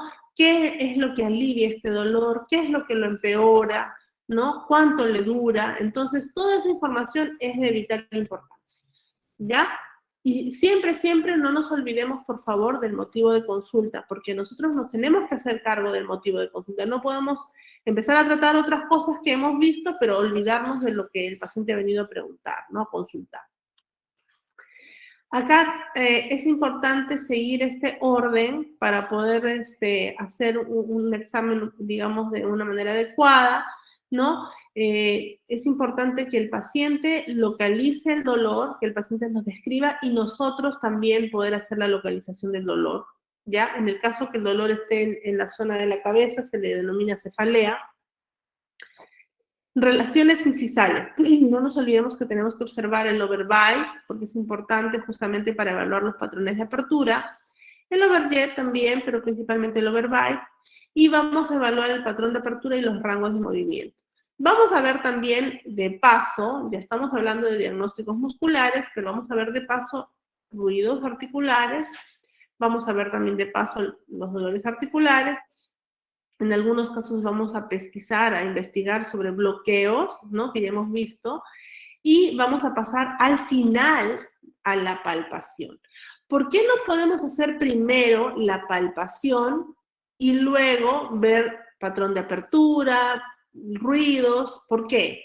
Porque cuando nosotros empezamos a palpar, podemos gatillar dolor que a lo mejor el paciente dejó de sentir, lo sintió en su casa, se le pasó, tomó una pastilla, se le pasó el dolor, vino, y de pronto nosotros empezamos a palpar la musculatura y el paciente vuelve a sentir ese dolor, entonces ya el patrón de apertura va a estar alterado por el dolor, ¿no? Quizás nos muestre otro, se va a alterar este patrón de apertura, ¿no? Vamos a empezar a ver otro tipo de dolores. El paciente puede decir, sí, me duele aquí, pero a lo mejor es un dolor reflejo producto de la palpación que hemos hecho. Entonces, por eso es que la palpación muscular se deja para el final, porque es algo que puede dejar al paciente adolorido, ¿ya? Y es muy importante seguir este orden, como lo mencioné, confirmando la localización del dolor, ¿no? ¿Por qué? Porque hay que confirmar el relato de lo que nos dice el paciente. O sea, lo que nos dice el paciente, nosotros tenemos que tratar de observarlo clínicamente, en el examen clínico. Entonces, nuevamente, eso muy rápido, porque ya lo hemos visto, el overbite, es importante medirlo porque vamos a medir la apertura, ¿no? Máxima apertura sin dolor, eso ya dijimos que lo íbamos a hacer. La máxima apertura con dolor, y cuando esta está limitada, hacemos una máxima apertura con asistencia. Aquí lo clave es que frente a un problema muscular vamos a tener un end feel blando, ¿ya? Un end feel blando. No podemos encontrar un end feel duro, porque esto ya correspondería a un problema articular, ¿no? Un end feel blando significa que yo voy a poder distender, hacer que el paciente abra más de 3 milímetros con mis dedos, ¿no? En cuanto al patrón de apertura, nosotros vamos a poder observar que a lo mejor es un patrón de apertura normal, recto, o que el paciente pueda tener algún patrón de apertura desviado, pero corregido, ¿no? Que el paciente empiece a abrir y de pronto haga una cierta desviación por algún tipo de posición antiálgica o dolor que esté sintiendo, pero que luego corrija, ¿no? La palpación muscular hay que, digamos, calibrarse, porque es importante cumplir con las exigencias del instrumento que hoy día es nuestra referencia, que es el DCTMD, y esto nos dice que la musculatura extraoralmente se palpa con 1 kilogramo de fuerza, ¿ya? Entonces, 1 kilogramo es bastante, no sé si alguien se ha calibrado antes, pero 1 kilogramo es bastante fuerza, ¿ya? Es importante que nosotros nos calibremos para palpar la musculatura. La forma más fácil de calibrarse es con una pesa digital, que la podamos conseguir en cualquier tiendita, pues, de mercadillo, o en una tienda de estas para hacer tortas, queques, ¿no? O si ya somos un poquito más finos, ya tenemos a disposición un algómetro, se llama un algómetro, pero de presión, ¿no? Que nos permita medir exactamente cuánto estamos presionando. Porque lo que hay que hacer es ir a palpar todos los músculos, sobre todo el temporal y el macetero, desde su inicio hasta el fin, ¿no? A través de las fibras. Vamos a empezar aquí en el macetero, el temporal. El temporal, ya recordemos, está en una zona que se llama la fosa temporal. Tiene tres tipos de digamos, 3 zonas, el temporal anterior, temporal medio y temporal posterior, y sus fibras, de acuerdo a la posición, van cambiando. La parte anterior es más vertical, la parte posterior más horizontal, por lo tanto tenemos que ir, digamos, palpándolo, ¿no? A través de las fibras, ¿no? Podemos palparlo a través de las fibras, o sea, a lo largo de la fibra o a lo ancho también, ¿no? De manera circular. Pero la cosa es pasar el dedo generando este kilogramo de presión, ¿no? Lo podemos hacer también de manera bilateral o de manera unilateral, ¿no? Si lo vamos a hacer unilateral, tenemos que poner la otra mano para sostener la cabeza simplemente, y entonces una mano es la que genera la presión y vamos palpando de manera ordenada a través del músculo, ¿ya? Pero si queremos hacerlo bilateralmente, tenemos que asegurarnos que ambas manos estén ejerciendo la misma presión. Algo súper importante, lo mismo, digamos, que fue indicado para el examen articular, es que esta palpación se hace en una posición relajada y no en máxima intercuspiración, ¿no? Le tenemos que decir al paciente que no esté mordiendo, digamos, con los dientes. Pero sí, para ubicar el músculo, yo le puedo pedir que apriete, ¿no? Si yo quiero ubicar exactamente los límites del músculo, yo le digo, a ver ustedes, por ejemplo, tóquense y aprieten. Van a sentir claramente que el músculo aumenta ligeramente su volumen. Y entonces ahí van a poder determinar los límites del músculo y luego le dicen al paciente que adopte la posición en reposo y ahí empiezan la palpación. Lo mismo para el macetero, ¿ya? En el caso del temporal, vamos palpándolo a través de sus 3 zonas, la zona anterior, la zona media y la zona posterior, ¿no? Anterior, media, posterior. Y tenemos que ir en búsqueda de zonas de dolor. Zonas de dolor que el paciente nos diga que le duele, pero ojo, tiene que ser un dolor conocido, ¿no? Porque si es un dolor nuevo que el paciente nunca ha sentido antes, entonces es probable que el dolor sea provocado por nuestro examen, o sea, por culpa nuestra, no porque sea un dolor real, o sea, un falso positivo, ¿no? Entonces, es importante decirle al paciente que cuando el paciente sienta dolor nos avise y luego indicarle si es un dolor que él reconoce, ¿no? Que ya lo ha sentido antes.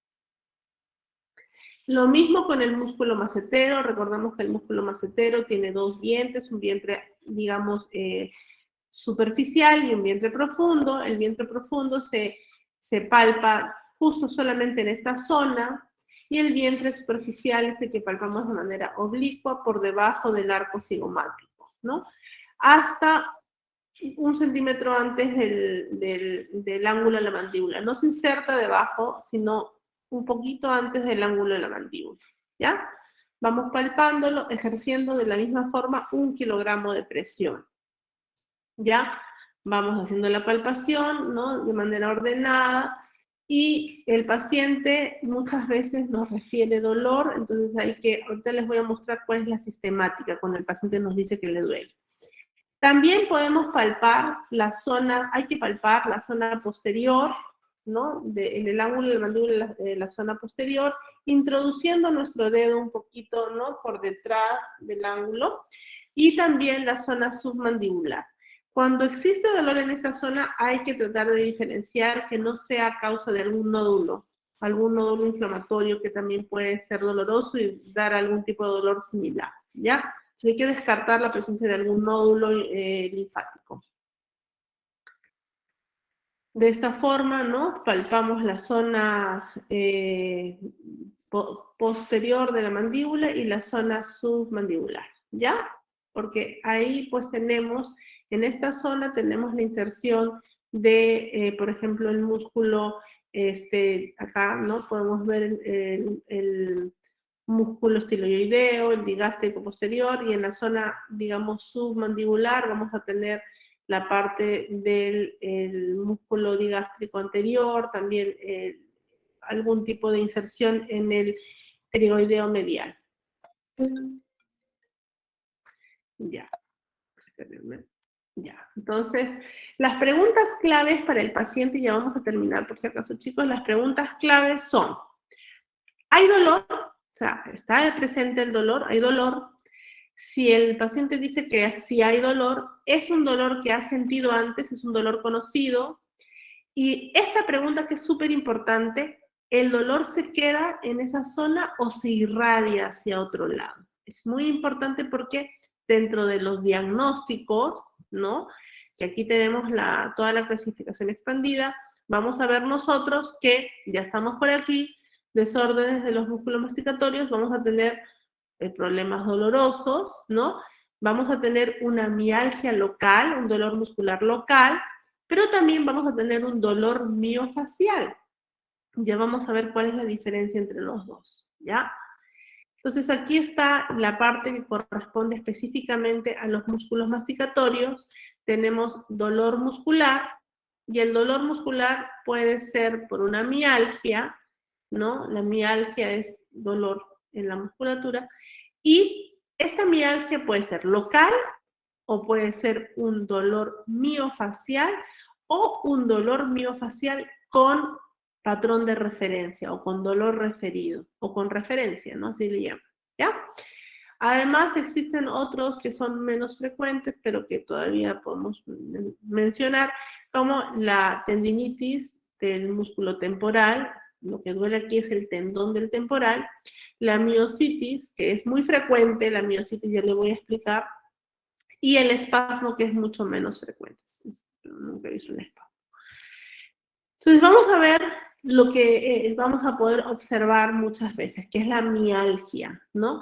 Hay algunos pacientes que llegan diciendo que les duele y uno automáticamente siempre piensa en la articulación, ¿no?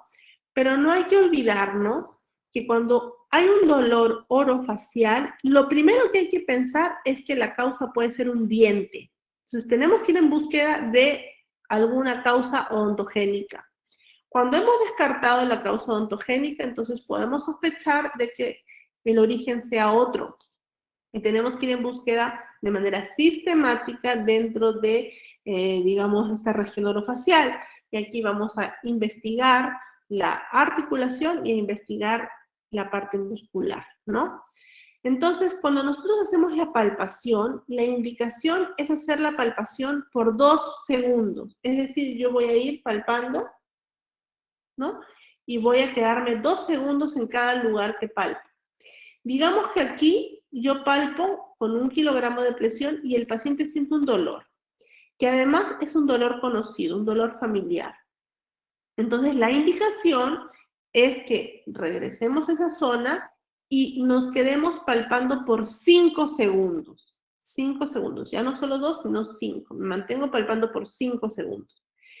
En esos 5 segundos, si es que el dolor se extiende más allá de los límites del músculo macetero, el dolor se va más allá, por ejemplo, imagínense que se va al ojo, se va a la ceja, se va a la cabeza, estamos frente a un dolor miofacial con referencia. Es decir, el dolor se va más allá de los límites del músculo. Si nosotros palpamos esa zona, regresamos al inicio, palpamos, hay dolor, nos quedamos palpando 5 segundos y hay dolor más allá del lugar de palpación, pero aún dentro de los límites del músculo, por ejemplo, puede doler aquí, aquí, todo el músculo duele, entonces estamos posiblemente frente a un dolor miofacial, pero sin patrón de referencia porque se ha quedado dentro de los límites del músculo. Y si nada, sigue igual, el paciente no relata nada adicional, estamos simplemente como empezamos, frente a una mialgia, pero una mialgia local, ¿ya? De estos tres, definitivamente la mialgia local es de mejor pronóstico porque está localizada, es un proceso inflamatorio localizado en el músculo. Pero cuando ya tenemos un dolor miofacial es un poco más complejo porque obedece a otros factores, por lo tanto el tratamiento ya no es simple, sino que hay que abordar otras áreas, ¿ya? Algo súper importante y un gran aporte fue el de Simons y Travell. Les cuento rápidamente que Travell fue la médico que trató al presidente Kennedy en Estados Unidos, que tenía siempre mucho dolor de espalda, y ella estudió muchísimo el dolor y era su médico personal, y ella con su socio crearon estos patrones de dolores referidos, ¿no? Y justamente, pues, se dieron cuenta después de mucho, digamos, ver muchos pacientes, hicieron estos mapas de dolor referido. Tienen dos libros, un libro que habla sobre la mitad superior del cuerpo y el otro libro habla sobre la mitad inferior. Y se dieron cuenta de que justamente frente a la palpación de algunas zonas de dolor, ¿no? Empezaban a haber dolores referidos, ¿no? Que salían fuera de los límites de ese músculo. Y estos dolores referidos eran bastante diversos, pero seguían un patrón, ¿no? Por ejemplo, miren aquí en el temporal, vamos a hablar aquí del temporal, hay muchos más, yo estoy tomando solamente algunos. Dentro del temporal, en la región anterior, muchas veces se desarrollaba un patrón referido hacia los incisivos centrales, ¿no? O hacia la zona supraciliar, o hacia la parte del, digamos, de la sien. Cuando ya era más hacia la zona media anterior, el patrón referido se ubicaba más hacia los laterales o caninos. Si, por ejemplo, estábamos en la zona media posterior, estaba hacia los molares superiores, ¿no? O hacia la zona, digamos, más superior del temporal. Y si era en la zona posterior del temporal, iba hacia la zona occipital, ¿no? Entonces, cómo ella graficó estos patrones de referencia del dolor, que era algo, pues, súper importante en la época porque se daban cuenta que los sitios del dolor a veces no estaban de acuerdo al origen del dolor. Es decir, aquí, por ejemplo, en este caso, el origen del dolor está en el temporal, pero el sitio del dolor estaba, por ejemplo, en un incisivo. Y a veces pasa. No va a haber por ahí un paciente que diga, doctor, me duele este diente de acá adelante, me duele, no sé qué le pasa, me duele mucho, todo el día me duele, o va y viene el dolor, ¿no? Y uno lo ve, es un diente sano, que no tiene nada, es un diente que no tiene caries, no tiene ningún problema, ¿no? Después de haber hecho todo, digamos, el examen clínico, no hay ningún problema. Entonces, si no pesquisamos bien, si no hacemos una evaluación exhaustiva, podemos estar pasando por alto un dolor miofacial con un patrón de referencia así incisivo. Y no va a faltar alguien que le diga, bueno, hay que hacer una endodoncia, o hay que sacar el diente, y aún así puede el dolor mantenerse, ¿no? Entonces hay que tener cuidado, que siempre estar bien alertas y conocer un poco de todo esto. Lo mismo aquí con el macetero, ¿no? Dolores, digamos, puntos dolorosos en el macetero, dependiendo de la zona, pueden conllevar hacia patrones referidos de dolor dental, ¿no? Hacia la zona superior, en algunos casos, es la parte cerca del ángulo, hacia los dientes posterior-inferiores, ¿no? Inclusive, muchas veces en el oído, ¿no? Yo les relato, por ejemplo, la experiencia que tuve con una paciente que me visitó en Moquegua. No son tantos en realidad los pacientes que veo de dolor orofacial, pero por ahí algunos. Y es un constante aprendizaje, o sea, no es algo que de inicio siempre tuve claridad y siento que tampoco la tengo totalmente hoy en día, pero cada vez me es un poquito más claro. Y eso solo, digamos, de seguir un poquito leyendo al respecto, así que yo creo que con ustedes tiene que ser igual, ¿no? Hay que leer la información adecuada. Entonces aquí, por ejemplo, la paciente ella señalaba que tenía un dolor que le empezaba a partir de las 6 de la tarde y en la noche no la dejaba dormir. Era un dolor que ella sentía que empezaba aquí, ¿no? Y se irradiaba hasta acá arriba como un rayo, ¿no? Le iba hasta acá arriba. Y que también le dolía aquí, ¿no? Como cerca al oído. Tal es así que había ido al otorrino, había ido al neurólogo, pero ya habían hecho muchos exámenes y no encontraban pues el dolor, ¿no? Era una paciente que definitivamente tenía una alteración del eje 2, totalmente. Era una paciente que había sufrido mucho tiempo con dolores, que no solamente a nivel, sino también de espalda, ¿no? Y era una paciente muy susceptible al dolor, ya hemos hablado de eso, ¿no? Y justamente cuando le hicimos la evaluación, podemos ver que había un patrón de referencia del dolor, un dolor referido, ¿no? Esta zona era una zona dolorosa y el dolor se irradiaba fuera de los límites del músculo hacia esta zona, ¿no? Y lo mismo cuando tocamos el temporal, miren, el temporal lo tocamos aquí, automáticamente tocamos el temporal y el dolor ascendía, ¿no? Estaba por aquí arriba, sentía todo esto con dolor. Entonces, inclusive, miren, no es que en realidad estoy diciendo que esta endodoncia no meditaba ser hecha, ¿no? Pero la paciente justamente, creo que fue casualidad, tenía una endodoncia en proceso en un lateral, ¿no? Habíamos hablado un poquito al respecto. Bueno, lo importante de este tipo de exámenes a nivel muscular y cuando estamos sospechando de algún tipo de dolor referido o que el dolor no se condice con el lugar donde el paciente siente el dolor y nosotros sospechamos que la fuente del dolor no sea esa, justamente hay que pues, contraponer, hay que evaluar bien si el sitio del dolor es el mismo que el lugar donde se origina el dolor. Es decir, el sitio del dolor donde el dolor se percibe es el mismo lugar donde el dolor se está originando, la fuente del dolor, ¿no? Muchas veces es simple, ¿no? Uno viene, ve a un paciente, pues hay un diente cariado y el dolor está en esa zona, ¿no? Pero en algunas otras veces es más complicado, ¿no? El paciente tiene un dolor y no hay caso, no puede determinar que hay alguna causa cercana, ¿no? De este dolor. Entonces ahí es cuando es súper beneficioso tener esta herramienta. Yo creo que ustedes ya están, me imagino, ya entrenándose en la colocación de anestesia y esa es una herramienta súper importante para poder diferenciar, ¿no? El bloqueo anestésico es de suma importancia. ¿Qué quiero decir? Que si un paciente viene con un dolor dental y yo lo evalúo por todos lados y yo veo que ese diente está bien y no es la fuente de dolor, sin embargo es el sitio del dolor, pero no es la fuente, ¿qué toca hacer? Anestesiar, hacer un bloqueo anestésico. Si con el bloqueo anestésico a ese diente se consigue calmar el dolor, entonces estamos más o menos corroborando que el sitio del dolor es el mismo que la fuente, porque yo he bloqueado ¿no? He bloqueado ese lugar y se acabó el dolor.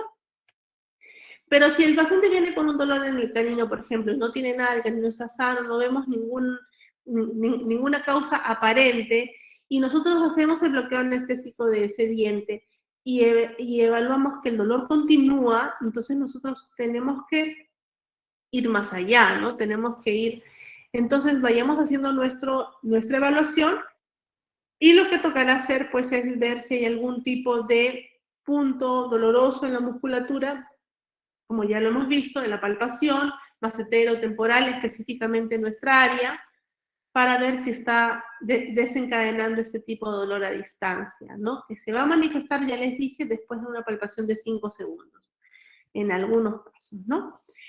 Entonces lo que tocará hacer será pues infiltrar anestésico en la zona dolorosa del músculo. Ahora, no se puede infiltrar cualquier tipo de anestésico, sino que hay que infiltrar una lidocaína, pero sin vasoconstrictor, ¿no? El vasoconstrictor no tenemos que, digamos, usarlo en la musculatura, ¿ya? Entonces, sin vasoconstrictor de preferencia y entonces, si uno hace eso y automáticamente el dolor que el paciente percibía se detiene, estamos corroborando nuestro diagnóstico, ¿no? Esta es una prueba diagnóstica para los casos de dolor, de mialgias, ¿no?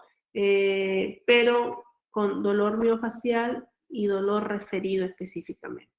También cabe resaltar que existen no solamente en la cavidad, en la región orofacial, sino también a nivel de todo el cuerpo, incluso en los músculos del cuello. En algunas ocasiones, algunos puntos dolorosos pueden referir también dolores a distancia, ¿no? Cuando nosotros tenemos esto que es el MFP, dolor, pain, myofascial pain, ¿no? Dolor miofacial, que es una instancia, es una entidad bastante compleja, porque es una entidad donde existen varios factores que están influenciando. El género, digamos, alteraciones del sueño, alteraciones a nivel del sistema nervioso autónomo, traumas, sensitivización central. Hemos dicho que ya todas las células, todas las neuronas empiezan a hacer medio cortocircuito y empiezan a dar descargas, ¿no? Para que se traducen en dolor cuando en realidad no lo hay. Y aquí es donde en realidad el dolor ya se vuelve la enfermedad, ¿no? Ya no hay un problema inflamatorio en el músculo, simplemente hay un dolor que ha quedado, ¿no? Se ha sensitivizado todo.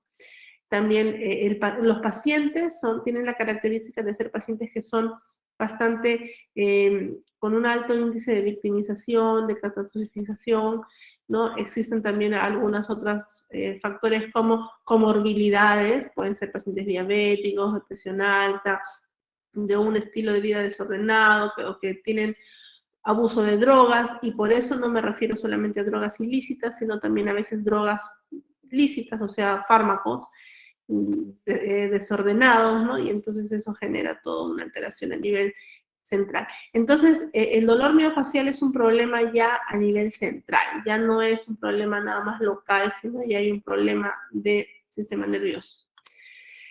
Y también un diagnóstico diferencial importante, como les dije ahí, otro bien frecuente que podemos encontrar es la tendinitis, el temporal. Y la tendinitis del temporal se puede observar porque también el tendón del temporal puede dar dolor referido a piezas dentales, ¿no? ¿Cómo se evalúa? A través de la palpación de la apófisis coronoides. Recuerden que el tendón del temporal se inserta por debajo del arco cigomático, como ven aquí, en el cuello de la apófisis coronoides. Entonces, nosotros tenemos que llegar por dentro de la boca y palpar el borde anterior de la mandíbula y llegar hasta la apófisis coronoides. En esa zona, si encontramos dolor, entonces podemos estar frente a una tendinitis del temporal. Toda la palpación intraoral se hace con medio kilogramo, ¿no? Es menos la intensidad de la presión. Así como pueden ver acá en el video,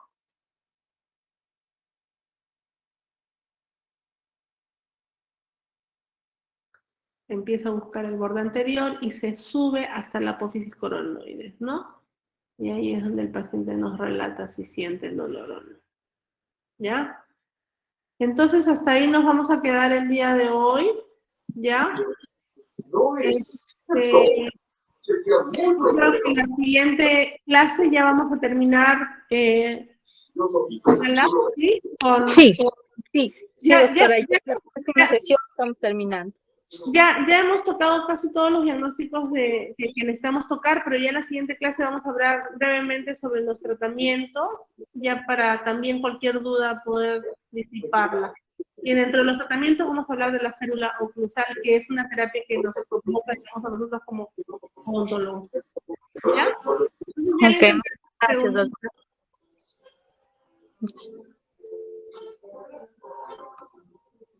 Aló, Leita.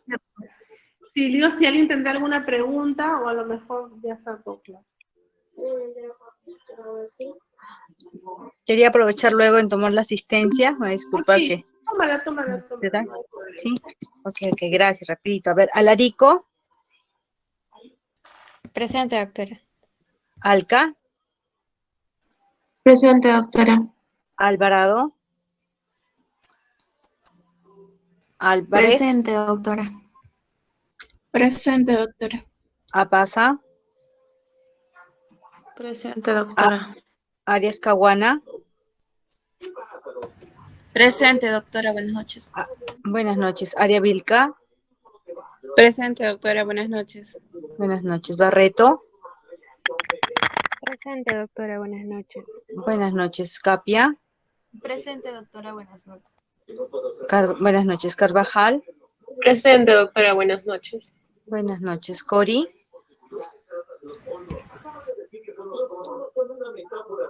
Corrales. Presente, doctora, buenas noches. Presente, doctora, buenas noches. Buenas noches, Chalco. Presente, doctora, buenas noches. Buenas noches, Chambilla.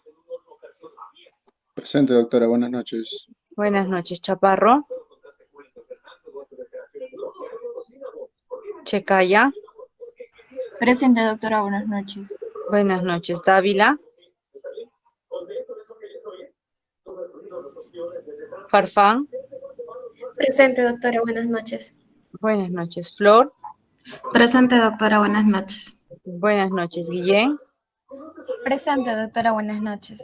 Buenas noches, Gutiérrez. Presente, doctora, buenas noches.